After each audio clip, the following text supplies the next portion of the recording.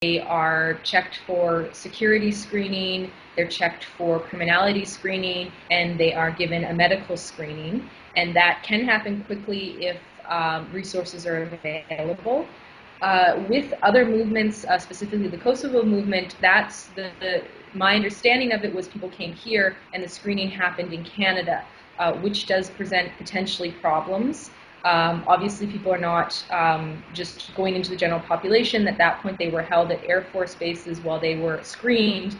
And I think that would be one of the questions that this government will have to look at is, did that work? And if not, should it be done again exactly that way to try and make sure that any problems that happened previously don't happen again?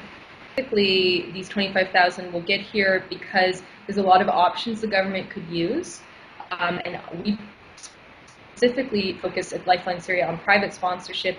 So when the government sponsors, they're going to need to make a decision as to whether they do processing overseas or whether they do processing in Canada. Obviously want to resettle family units, but that means something different potentially in a overseas context versus a Canadian government structured context, because in the immigration policies right now, family is husband, wife, children under 19.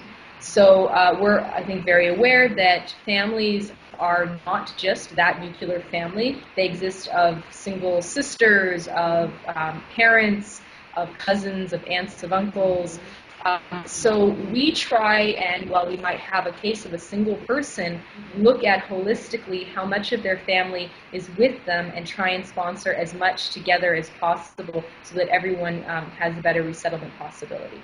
The government has its own calculation of how much money it spends per adult in the family, and then for any children that are part of the family, it's based usually on social assistance rates. So it depends very much on the province and city that they're going into, how much is spent, even though it's a federal program that does give out the money.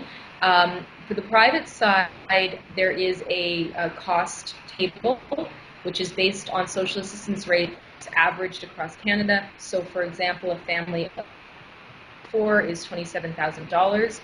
$7,000 of that is supposed to be used for startup costs, so buying their furniture, winter coats, stocking the kitchen with food staples, and then the other $20,000 is to be divided by 12 months, and that's what they live on over that 12 months.